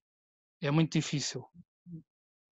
Não sei se fugi muito ao conceito da questão. Eu quero ver se não ultrapasso muito o tempo. Queria só então, portanto, referiu aqui que o blog não é um livro, não é? Portanto, as pessoas quiserem ler a história, leem a história num livro. O blog, portanto, tem esta parte da emoção, da componente humana, não é? No fundo aqui vai ao encontro daquilo que o Dr. Paulo e o Dr. Marco disseram, que é a importância das pessoas, não é? Para a divulgação e a promoção deste património. Depois falou da falta de acessibilidade de alguns locais turísticos e penso que esta pergunta quase que posso alargá-la aos outros intervenientes. De facto, o nosso país, não é, tem tantos locais turísticos do património do turismo militar, muitos deles ainda não estão acessíveis. O que é que se poderá fazer para, no fundo, tornar estes sítios mais acessíveis? Não sei se... Eu posso responder, por exemplo, a nível da rota histórica, nunca estava sempre a falar da rota, melhorou imenso. Mas, por exemplo, no nosso blog, a Sinalética, na A8, e junto aos fortes, melhorou imenso. Só os curiosos, como dizia o Dr. Paulo Noivo, se não estou em erro, só os curiosos é que conseguem chegar ou conhecem e leem a paisagem. E eu senti isso, por exemplo, agora é possível ir à Serra do Socorro porque a estrada está alcatroada. E é um ponto, é o coração das linhas de Torres. E a pessoa tanto pode admirar o estuário do Tejo, o Ribatejo, como pode admirar o Atlântico. E tem uma envolvência, uma perspectiva 360 graus do que é a dimensão das linhas. Outro caso na questão das acessibilidades, na questão das rotas, por exemplo, eu fiz com uma empresa de animação turística que já teve, que o seu presidente já falou aqui na ação de turismo militar, que é a Mystical Trip. Fizemos em 2018 a rota das fortificações de Cascais. Existe no site da Câmara de Cascais. uma pessoa pode pesquisar e descarrega o PDF e tem também mais informação do site. Mas se não for as empresas de animação turística a explorar essa rota, de que é que adianta eu ter uma câmara, está bonitinho lá no site? Tem de haver mais divulgação e os blogs nesse aspecto e as empresas de animação turística, mas no caso específico dos blogs, pode alavancar uma rota. Nós, por exemplo, fizemos em 2016, a convite do turismo do Algarve, a rota Omíada do Algarve, que é o legado Omíada, que é uma dinastia da Síria, que fundou o califado Omíada de Córdoba. E em Portugal, a região do Algarve é muito rica, que é à par da Andaluzia, muito rica em vestígios islâmicos. E, por exemplo, temos Silves, que é, eu chamo-lhe, não gosto de analogias, podem-me crucificar, que é a Alhambra portuguesa, que já fui a Granada e é uma das valências da rota. Parte da fruição do turismo cultural e também da vertente do turismo militar. E Alcotim, e também da questão das diversas atividades, por exemplo, radicais, trekking, tudo ligado ao turismo militar. Não sei se estou a fugir muito à sua pergunta. Doutor Marco Noivo, então, o que é que considera? Está a ouvir-me? Sim. Agora estou, eu peço imensa desculpa, porque há bocado, enquanto o Paulo estava a falar, eu caí literalmente falésia abaixo e a tecnologia não me permitiu recuperar. E tive que utilizar aqui uma outra técnica para voltar à net. Bom, e eu só tive a oportunidade de estar a ouvir um pouco o Rafael agora. Eu tenho uma dificuldade muito grande cada vez que nós vamos ao terreno e vamos, enfim, com todo o terreno, seja o que for, para visitar os fortes. Existe e continua a existir ainda alguma sinalética. Essa sinalética muitas vezes vai desaparecendo com o tempo. Tem que ser mantida. E o manter não apenas a sinalética, mas manter também viva, vá lá, ou recuperada a acessibilidade desses espaços, dessas fortificações, é obrigatório. É obrigatório. Porque não é apenas o facto de nós podermos chegar ao forte. O forte é a meta, mas nós temos exatamente um caminho para percorrer até ao forte. Por exemplo, o Forte da Feira é dos poucos onde nós conseguimos, na Malveira, conseguimos ir com um carro e parar, literalmente, ao lado do forte, e que permite que um carro pesado consiga levar um grupo até lá, mas a maior parte dos fortes implica sempre percurso em terra, e para mim, e permitam-me dizer isto, às vezes custa muito estar a fazer linhas de torres com jipes, porque o próprio jipe, quando vai estar a fazer o percurso, está em cima de uma estrada militar. E ao estar em cima de uma estrada militar, quando choveu abundantemente, a estrada militar vai sofrer claramente com isso. Portanto, eu acho que a acessibilidade deve existir sim, a visibilidade desses espaços tem que existir, a informação sobre esses lugares tem que existir obrigatoriamente. Eu recordo, por exemplo, o campo de batalha da Roliça, ainda há pouco o Rafael falava, o campo de batalha da Roliça, o Alto da Colombeira é excepcional de todos os pontos de vista, mas nós não conseguimos, a não ser que esteja um guia connosco a dizer-nos exatamente para onde é que foi o regimento A, para onde é que foi o regimento B, qual é que foi o efeito criado pelo Wellington para poder flanquear a posição de Laborde. Toda essa leitura tem que existir no lugar e tem que ser criada uma sinalética explicativa e, obviamente, temos que considerar que vai estar, enfim, vai ser alvo de vandalismo, com certeza absoluta, mas temos que ter em conta que esses espaços têm que ser interpretados e temos que criar uma estrutura de interpretação mais rica, mais presente e que nos permita olhar, e até de uma forma mais coesa, porque, reparem, quando nós temos um grupo ou apenas individuais que venham fazer uma visita ao Bussaco, ou que vá ao campo de batalha do Coa, ou à Almeida, ou que venha às linhas de torres, seria muito interessante se nós tivéssemos uma coesão naquilo que é a mensagem, na forma como cada um desses campos de batalha é lido. Porquê?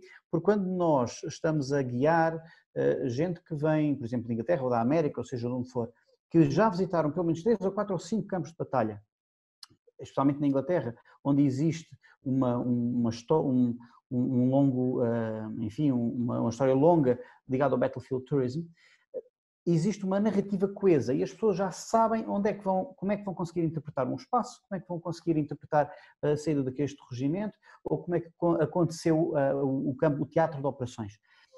Eu digo isto porque é complicado se cada município ou cada espaço quiser fazer a sua interpretação daquele campo militar.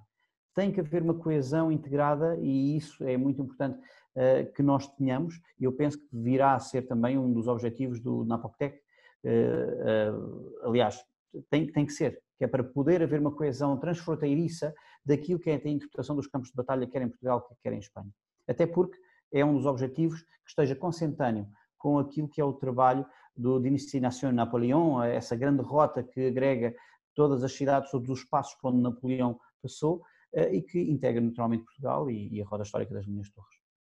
Portanto, quanto mais visibilidade, quanto mais flying colors nós tivermos, melhor será. Dr. Paulo Monteiro? Não estamos a ouvir. Agora sim. Agora sim. Eu, em relação à acessibilidade, quero contar um caso que nos aconteceu e não tem a ver com autarquias, tem a ver com um privado que estava a fazer um investimento para um hotel em Lisboa, na Rua do Arsenal, e que desde o primeiro dia sabia que tinha a possibilidade de poder encontrar a muralha fernandina da cidade de Lisboa. E isto impedia-lhe de fazer garagens ou de fazer pisos subterrâneos. Mas ele desde o primeiro dia continuou sempre com a mesma política, foi essa muralha aparecer melhor. E ele fez um investimento, rapidamente a muralha surgiu, não surgiu só a muralha, surgiu também as casas anexas ao Palácio do Príncipe, não é? Portanto, e todo esse trabalho foi recuperado, todos esses achados arqueológicos foram devidamente recuperados, foram valorizados, contém informação, nós fizemos parte da museografia do espaço e temos também a interpretação do mesmo. É engraçado que depois, quando se estava a fazer o trabalho de investigação, soubemos que aquelas muralhas e a torre tinham participado, tinham sido fundamentais na defesa da cidade de Lisboa quando das invasões castelhanas nas guerras fernandinas, a tentativa de invasão de Lisboa. E, portanto, nós tínhamos essa informação. Esse espaço está aberto, é no centro de Lisboa, na Rua do Arsenal, é o Hotel Corpo Santo Hotel, é um histórico hotel que é muito interessante. O investimento que eles fizeram neste espaço é um investimento que eles sabiam que simplesmente aquilo não significava dinheiro, não é? Não era dinheiro, era uma questão também de prestígio, era uma questão de atração. Mas acabou por se refletir num espaço muito procurado. Os níveis de ocupação são sempre muito interessantes e eram antes da pandemia, obviamente que agora também tiveram uma quebra, mas em termos internacionais eles foram reconhecidos com vários prémios, né, sendo considerado até o melhor hotel para um historical city break, e isso é bastante importante, quer dizer, a consciência do privado que não está preocupada em chegar ao sítio e arrasar o espaço, mas não, se aparecer melhor, e apareceram, foram reconhecidos, tiveram muita sorte. Posso-vos contar que às vezes nos nossos projetos de museus andamos à procura disto e não temos essa sorte, não é? Não encontramos ruínas, já nos aconteceu isso, portanto eles tiveram imensa sorte, o sítio é fantástico. Conseguiram estabelecer protocolos com as entidades, algum dos espólio está lá, o espólio está a ser estudado, existe uma equipa de arqueólogos, houve uma equipa também de investigadores históricos, portanto há um conjunto a trabalhar para um fim. E o fim dele, ele vende quartos, não é? Basicamente vende uma estadia, mas é um produto integrado, é um produto que também lhe dá uma mais-valia. Qualquer pessoa pode aceder lá. Basta chegar ao hotel e dizer eu quero visitar, portanto isto é simples, é direto, é a história de Lisboa, é uma história subterrânea. Esta é uma forma de acessibilidade diferente, também é a forma como as pessoas valorizam o seu património. Nós temos esse caso, mas é um bom caso, não? Porque casos como os outros, nós sabemos isso, a questão da manutenção do espaço é fundamental. Fundamental e não só em termos de manutenção da estrutura, mas também na renovação dos conteúdos. de forma a trazer pessoas ao local. Se nós renovamos os conteúdos, fazemos sinalética, distribuição de mapas, contarmos a história exatamente em grupo e com a mesma narrativa, e há bocado quando o Marcos estava a falar, e eu vamos tirar os doutores, Rafael, isso para mim está tudo resolvido, não, somos colegas e portanto não temos nada a ver com isso, mas uma das coisas que eu digo é que às vezes nós temos isso, dois concelhos distintos têm duas histórias diferentes e isso é preciso saber o que é que se está a contar. Um pode estar a contar uma história verdade, o outro pode estar a contar uma história que tem mais interesse, não é? E há várias formas de vermos as coisas. E depois também temos o politicamente correto, não é? Que hoje em dia é uma forma de censura, sobretudo na história militar, que pode cada vez mais se colocar, não é? Há alguns projetos interessantes e coisas que merecem ser repensadas. Acho que também temos que repensar na forma como comunicamos e comunicamos essas histórias. E sobretudo as memórias. Eu acho que as memórias são fundamentais e cada vez mais nós precisamos de as recuperar, pelo menos que elas não se percam.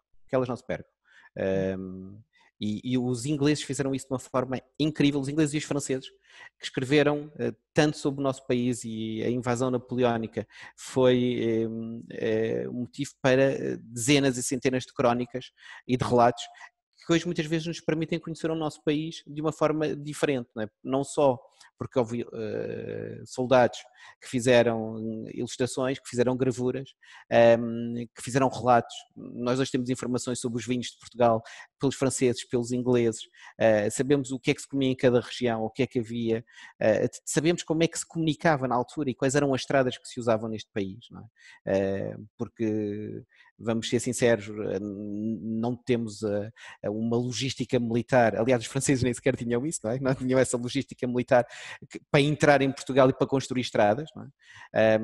Esse know-how romano, ou parcialmente romano, foi-se perdendo, mas também é isso que nós temos, não é? E o património militar é tão vasto, não só em terra como no mar. Eu acho que é muito importante também vermos a quantidade de naufrágios, de conflitos e de batalhas que houve ao lado de Portugal e que nós estamos a participar num projeto que é o Museu de Vila do Bispo e onde temos história militar desde a antiguidade até um submarino na Primeira Guerra Mundial, mais até disparos feitos durante a Segunda Guerra Mundial que atingiram terra e que tiveram uma história muito interessante que depois nós iremos divulgar no espaço quando ele estiver pronto. Isto são imensas histórias, imensos patrimónios que importa quanto antes preservar, salvar e valorizar, porque são parte do nosso país, são parte da nossa história, mas são sobretudo um produto económico e de desenvolvimento local com uma forte pendor económico e que nós muitas vezes não temos essa noção. Eu por acaso é uma das coisas que gostava de saber se houve já um estudo de quanto é que o turismo militar traz a Portugal anualmente, porque já por estes caminhos mais estranhos e nestes sítios mais perdidos de Portugal, não estou a falar de museus, estou a falar mesmo de sítios, encontramos ingleses com um livrinho na mão, com publicações muitíssimo boas sobre Portugal e sobre os fortes, sobre as batalhas, não é? Há a coleção dos livros da Osprey que são fantásticos, que eles trazem, e outros que trazem e que estão no campo, e o que é que vocês estão aqui a fazer no meio do nada, não é? Mas estão cá porque vêm e porque se interessam, e porque a história não é só nossa, é também deles, e isso é muito importante.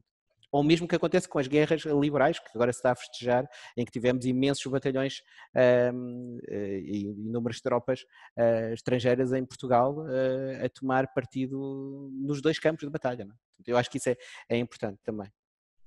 Estamos quase a terminar, eu não queria aqui deixar de fazer uma última questãozinha também endereçada aos três.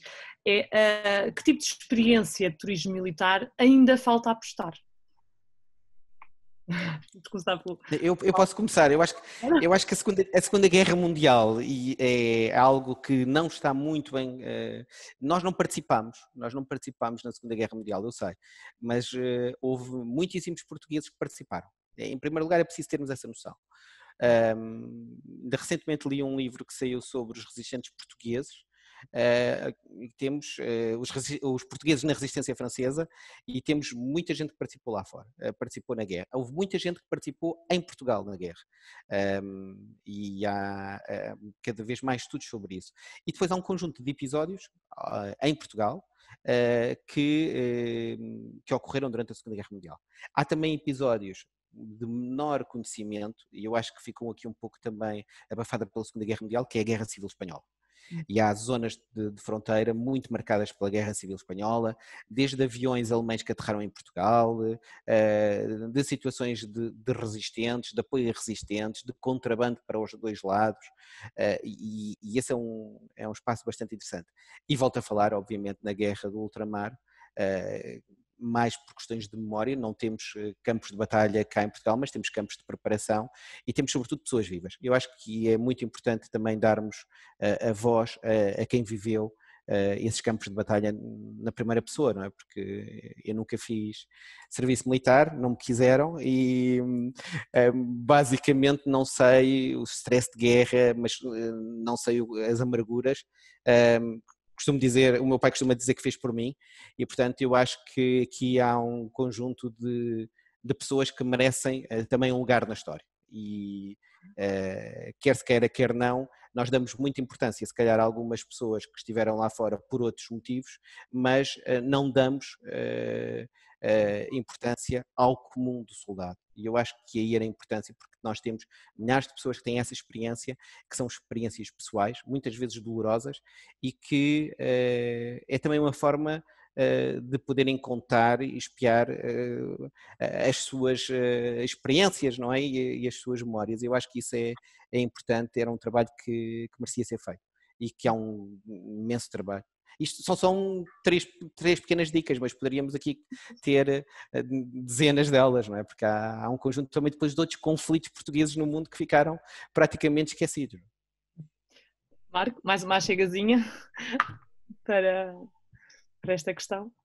Paulo, quando quiser pôr isso a funcionar é só dizer que eu alinho, está bem? Vamos a isso. Sério, eu gosto imenso das dicas, as ideias são excepcionais. Eu, apesar de tudo, eu volto às linhas. Eu vou-vos contar uma coisa que aconteceu comigo que eu acho que pode ajudar-nos a entender o potencial.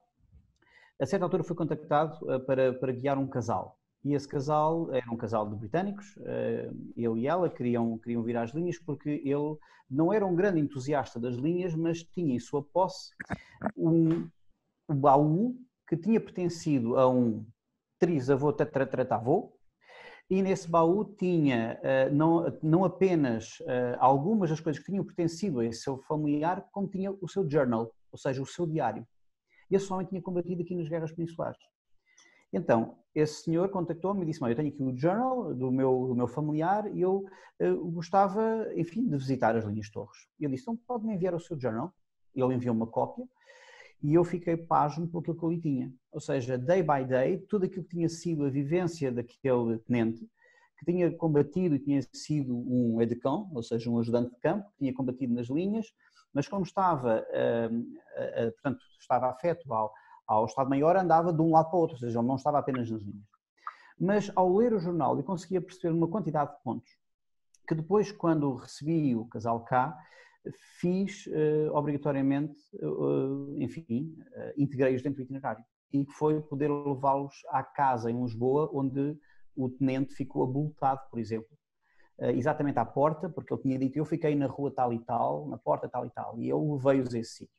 E depois ele falava em vários sítios também ao longo das linhas, onde ele teve, enfim, muita dificuldade por causa das chuvas torrenciais que ele encontrou. E, por acaso, foi exatamente no período em que ele tinha escrito aquilo, ou seja, quase 200 anos depois, mais de 200 anos depois, que nós tivemos a oportunidade de estar exatamente no mesmo sítio, a ter não a vivência da chuva porque não estava a chover, mas onde ele pôde recordar a memória dos seus. Eu acho que há aqui uma coisa muito importante, que é nós irmos buscar a memória da nossa família e dos nossos. E este finding our roots é realmente importante. Aliás, a larga maioria daqueles que vêm fazer visitas aos campos de batalha e que eu tenho o grato prazer de guiar, têm todos eles uma história familiar de gente que combateu cá. E isso é algo que nós devemos procurar. venham encontrar as vossas raízes que combateram aqui em Portugal. Um dos lugares da memória, não é? No fundo, ir ao encontro dos lugares da memória. É. E memórias pessoais. Aliás, ele trouxe coisas para eu poder ver, que eu pude tocar e que é uma preciosidade, uma verdadeira preciosidade. E nós temos uma quantidade de sítios no nosso país aliás, lugares não apenas de memória, mas ainda temos artefactos na mão de privados que são verdadeiras joias e ninguém sabe. Portanto, olha, se quiserem partilhar, tenho todo o gosto para explorar a coisa. Rafael, já agora, então, para terminar. A sua pergunta era sobre o que é que falta em Portugal das rotas. Pode-me recordar? Sim. Que tipo de experiências de turismo militar ainda falta apostar? Olha, um exemplo é com o Paulo Monteiro, que está a trabalhar com a Vila do Bispo. Eu já estive lá no âmbito da Rota Unida, com o arqueólogo, mando um cumprimento, da Câmara. Essa questão, como amante da aviação, e por exemplo, já visitamos os dias das bases aéreas. Eu esqueci-me de dizer, também é um exemplo de turismo militar, não sendo militar, mas gostava de ter sido, mas não calhou. Tive os escuteiros, foi uma experiência, quase. E daí, por gostar de turismo militar, também teve a ver com os escuteiros. Mas não querendo fugir à questão, a parte da aviação ainda da Segunda Guerra Mundial, ali na região da costa, ao longo da costa vicentina, houve, julgo que não estou em erro, houve uma batalha aérea entre 40 e 42, se não estou em erro. Sim. Era interessante promover, por exemplo, existe a rota vicentina, fazer uma caminhada até ao ponto onde houve a batalha aérea. E julgo que até chegou a aterrar, até deve haver histórias Há vários... da memória. Rafael, houve vários aviões que caíram, há inclusivamente na Primeira Guerra Mundial o U-35 que fundou vários navios ali naquela zona, e depois é preciso também entendermos que estamos a falar de uma zona abaixo do Cabo de São Vicente, que era uma zona onde os navios ingleses começavam-se a organizar para irem em comboio, tanto os do Mediterrâneo como os que faziam a rota do Atlântico. Sim, os que faziam, ou os outros que vinham também da rota do Atlântico, de outros sítios, que se organizavam para ir em comboio para o norte da Europa, não é? E que depois eram atacados pelos Condor, não é? Ao lado da Mortosa, aqui em Aveiro, há um ataque a 3 navios por um Condor alemão, e nós sabemos inclusivamente o que é que cada um desses navios levava. Eu acho que isso é muito importante. Eu só quero-vos partilhar só aqui uma pequena história, sem querer roubar muito. Rafael, eu peço só desculpa, mas eu depois no final queria-vos partilhar uma história que tem a ver também precisamente com esta questão das memórias e a questão também da aviação. Mas esse é um sítio fantástico, o Vila do Bispo é incrível, tem um património incrível, e em termos de batalhas, desde a antiguidade praticamente, não é? Até aos nossos dias. Mas continua, Rafael, eu depois sim. Depois é um tema que eu gosto particularmente, a aviação, e ainda por cima eu moro perto do aeroporto, já distingo se é um Boeing, se é um Airbus, se é um avião militar. O confinamento fez mal a toda a gente. Mas falando de rotas militares, eu tenho aqui na minha mão o livro das fortalezas do Duarte Armas. Eu digo às pessoas para adquirir. É um bocado caro, quase entre 40 e 50 euros, se não estou em erro. Não querendo fazer publicidade, pode ser uma mais-valia percorrer. Não existe a rota, mas as pessoas podem criar a rota na sua cabeça e viajar com emoção e fruição e descobrir deste caminho até Castro Marim os castelos, as nossas fortificações, que o turismo militar está na moda. Ainda agora com as fotografias feitas por drone, ainda as pessoas sentem-se mais impelidas a conhecer o nosso património. Vejas o caso, eu dou o exemplo do Forte São João Batista nas Berlengas. As pessoas vão às Berlengas só para tirar a foto no forte. Não interessa se é turismo militar ou a viagem, é porque está na moda. Por exemplo, a questão dos balões. Por isso, pode ser uma mais-valia, que esteja na moda o turismo militar, tirar uma foto num castelo. É uma mais-valia que seja. A nível de rotas, temos também, esqueci-me de dizer, a nível de parcerias, é um bom exemplo em Portugal há muitos anos, que é a Rota das Aldeias Históricas. E recentemente o Conselho do Sabugal está com uns programas super interessantes no YouTube, que é 5 castelos, 5 histórias. E o ano passado, a Caminho de Almeida, aproveitamos para visitar Sortelha e um castelo que impressionou-me pela Torre de Menagem. É um castelo de Dionísio da parte da Torre de Menagem, que é o castelo de Vilar Maior. Faltou ir a Alfaiates, mas fica para outra questão. No seguimento do seminário online de ontem, com o arquiteto Frederico Mendes Paula, nós seguimos o blog há muitos anos, até tivemos na conferência de apresentação na Casa do Alentejo sobre a arquitetura militar e sobre histórias de portugueses em Marrocos. A questão de, sei que não já é olhar muito em grande, pensar muito em grande, que é as fortificações de portugueses em Marrocos. Nós tivemos, uma das nossas motivações a ir a Marrocos foi conhecer Mazagão, que é uma coisa abismal. Nós ficamos maravilhados. Isto foi os portugueses que fizeram. Nós éramos peixes no mar e estávamos ali confinados às fortificações, mas também criamos laços. Safim, um polo muito interessante a nível da cerâmica. Não tive tempo de conhecer o Bastião. O Castelo de Algures, por exemplo, tem muita ligação aos Irmãos Arruda, de Vila Viçosa, Torres Vedras, o Castelo. O Barroca fala-nos do Bastião ultra semicircular. Há uma vária ligação de Portugal a Marrocos e isso podia ser uma futura rota, mas isso, lá está, primeiro Portugal e depois, com os pés assentes bem na terra, partir, porque fui a Marrocos em 2013 e 2015, por exemplo, Arzila custou-me muito porque a torre foi recuperada pela Gulbenkian, mas há outras rotas, outras fortificações que estão basicamente abandonadas, e acho que o Frederico Mendes Paula, conjuntamente com o Turismo Marrocos, já começa a alertar para esse facto das nossas fortificações, sem falar do Castelo do Mar, que fizeram uma linha férrea ao lado do castelo, ao Porto de Safi, que é uma coisa que, como o nosso amigo Marco Noivo falou, se custa percorrer de Jeep uma estrada militar, imagino uma via férrea ao lado de um recinto muralhado e do outro lado metade da fortificação é cair para o lado do mar. É a natureza e o ser humano a estragar a parte da fortificação. Pronto, não quero estar-me a dispersar. Nesse aspecto, acho que Portugal estamos bem servidos de rotas militares, mas não basta só criar rotas, é preciso cimentar a rota, convidar empresas de animação turística, bloggers, criar alojamentos locais. Porquê? Visitar a rota e não ficar no sítio, na região, a dormir, a pessoa vai-se embora. Não traz recursos, tem de ficar como é preciso criar condições para as pessoas ficarem no território.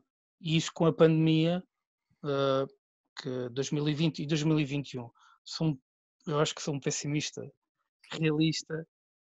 O turismo militar vai ficar a ganhar, porque não é um turismo de massas, mas é um turismo de nicho, e acho que ficou a ganhar. Obrigada. Bom, isto é difícil não ultrapassar o tempo quando a partilha é tão interessante. Lígia, se calhar. Sim, eu estava aqui como ouvinte, é sempre bom também, até porque eu quando faço de moderadora parece que faço sempre as mesmas questões, portanto é sempre bom estar também do outro lado. E de facto foi aqui um debate bastante interessante e houve aqui perspectivas também muito, muito importantes, eu acho que é sempre bom esta partilha. Eu quero também dar os parabéns a todos os nossos oradores, porque são todos trabalhos diferentes, mas todos trabalhos muito importantes nesta questão também do turismo militar e contribuem sem dúvida para o desenvolvimento do turismo militar.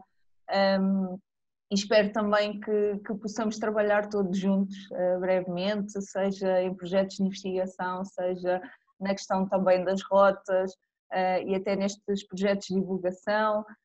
Temos também aqui o Rafael Oliveira, também já escreveu no nosso blog da ATMPT. Já fiz o convite também ao Marco Noivo, espero que não esteja esquecido. Não está esquecido, não está esquecido. Aproveitar aqui para relembrar. Não está esquecido. Bem, mas eu penso que não vou conseguir ver também aqui os comentários no Facebook, até porque tivemos aqui algumas dificuldades na transmissão, exatamente pela questão da trovoada, porque a luz foi abaixo com a nossa equipa, mas a sessão, entretanto, também já está online Eu quero agradecer a todos, em especial aqui em primeiro lugar à nossa moderadora. Foi um prazer, Manuela, tê-la aqui connosco. Muito obrigada por esta disponibilidade também.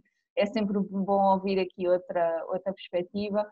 Muito obrigada aqui aos nossos oradores, foi um gosto enorme tê-los aqui presentes. Espero que da próxima vez possamos estar realmente em Tomar, como disse aqui o Rafael, e que possamos estar juntos e que possamos falar aqui destas e de outras questões.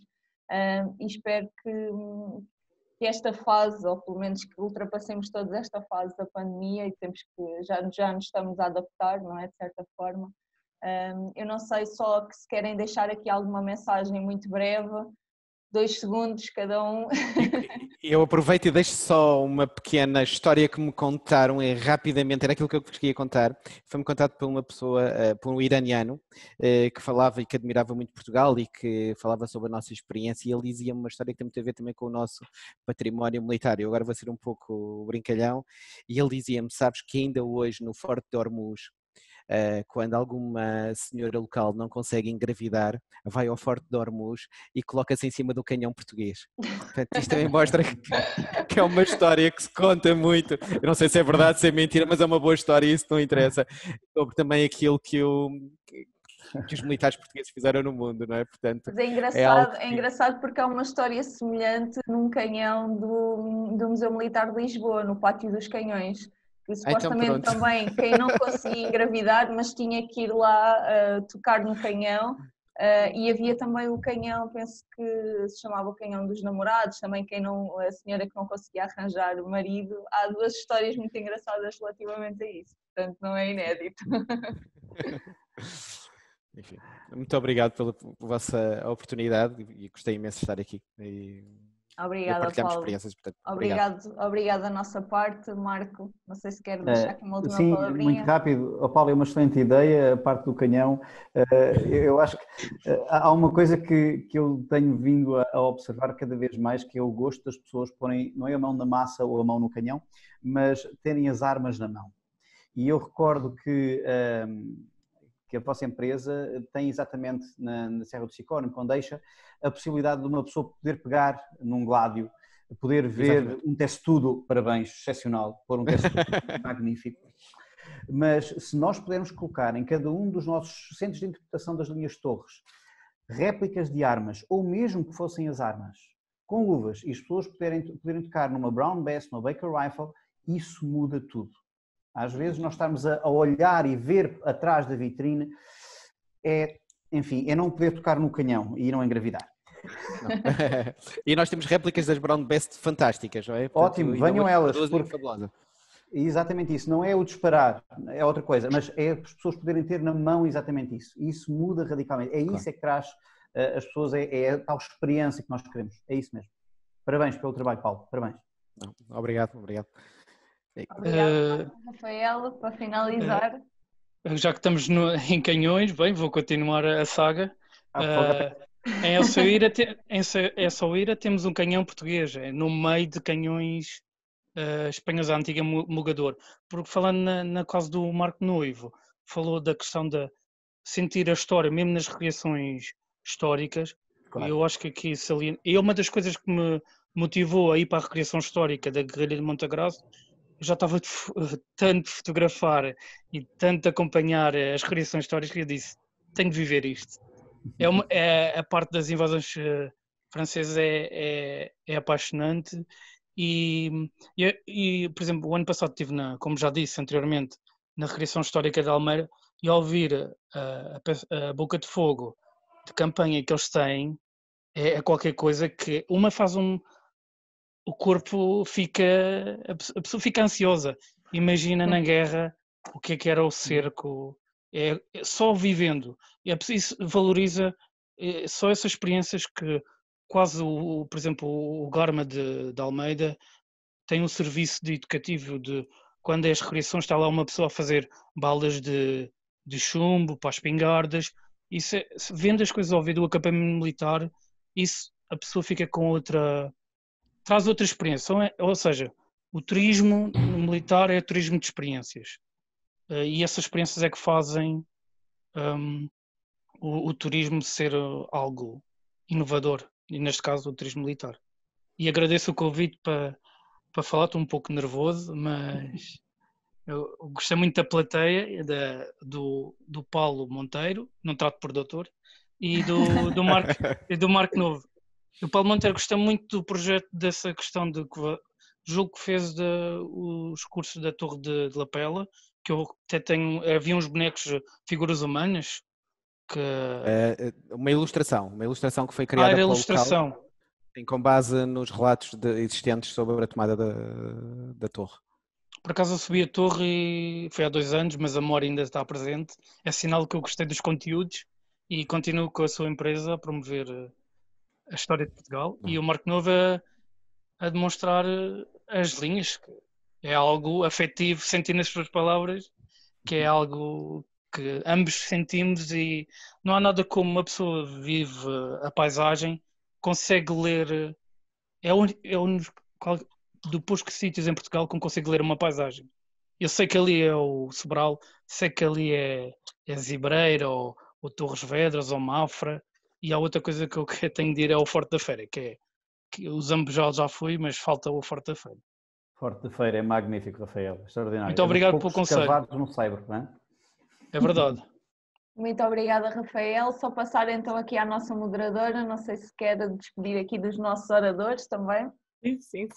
Pronto, agradecer então a partilha e no fundo estarmos todos aqui neste ambiente tão agradável a debater estes assuntos. Portanto, muito obrigada. Obrigado. Obrigado, Manuela. Obrigado a todos. Obrigada a todos novamente. Eu deixo só aqui o convite também para assistirem aqui ao nosso último dia, que será amanhã às 15h30, em que o painel será o painel 3 de turismo militar no contexto pós-Covid. Portanto, vamos encerrar amanhã então este seminário online e espero, lá está, como disse, da próxima vez que possamos então estar todos juntos. Muito obrigada a todos e boa tarde. Obrigada. Obrigado. Boa tarde. Obrigado. Obrigado. Abraço a todos. Obrigado.